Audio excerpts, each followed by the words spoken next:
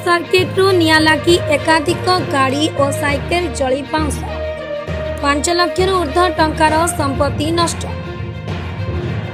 ढेंकानाल सहर भागीरथी विहार रे रहुतिबा सनातन राउलंक घरे रात्र 12:45 विद्युत शॉर्ट सर्किट जोगु 4टी मोटरसाइकेल और 3 गोटी साइकेल सह अन्य आसबाबपत्र पोड़ी पाउंस हो जाइछि।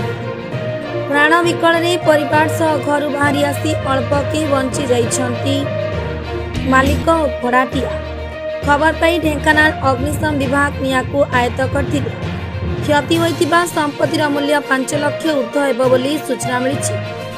किभଳି भाबरे एई भयानक दुर्घटना हैला जे स्थानीय पड़ोसी भी जानी पारि नथिले।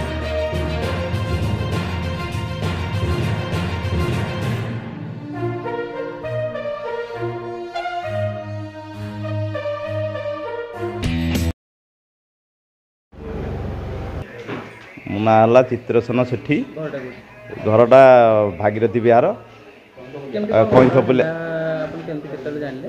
काली 12:45 बेलू आम जाइलु फोन कले कहले एमती घरे निया लगी जाइए टिके आस आम आसिलु फायर वाला को फोन कलु। फायर वाला भी सांगे सांगे आसिले। आसला पर देखला पूरा निया पूरा सांघातिक लगिकी रही। आम भितर भी पशि पाइलुनी बहुत चेष्टा कलु पशि पाइलु। फायर वाला आसिक डिभाडुबी कलाठू टिके निया आयत हलाठू आम पशिकी 6 जन को खंडे धरिकी आसिलु। 6 जन धरिकी आस देखलु समस्ते भल अच्छा भगवान दयारू कहीं किसी माने क्षति है कहार किसी आमती यहाँ सर्ट सर्किट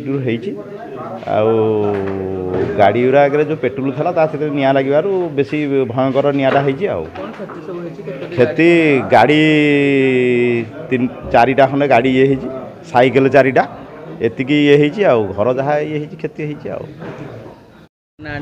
मो ना हूँ सोमनाथ सेठी। आम घर फ्रंट रे काली राति 12:45 हम तो ढोढा कि शब्द है सर्ट सर्किट बोधे घर जली जाता टोटाल घर जली जाती तल घरटा नहीं पुटी घर 4टी गाड़ी पोड़ जाए गोटे गाड़ी अधा पोड़ जाए छुआर 4टा साइकेल पोड़ जाए आउ गोटे आमर जड़े मौसी हे वयस्क मौसी आ मौसा जड़े से तल घर रोते आ भाई भाउज थे छोट छुआटे थे छुआ को धरिकिना से एपटे पशिकिना बाहर को जस्ट आस ढूढ़ाकिना तथा फाटिकी मौसी मुँह एका सब सीझी सुझा है हाथ एका सब सीझी सुझा है ऊपर बबा खाली चिल्लुले जगन्नाथ जगन्नाथ खाली बबा चिल्लुले एपटे सनाई पे डाकू था सब छुआ सब तो बसिक ये निआ सब लिभालुभि करते के बाली पकईकिना फायर वाला किंतु लेट बहुत लेट कला घंटे पर फायर वाला आसला एत लेट फायर वाला कह था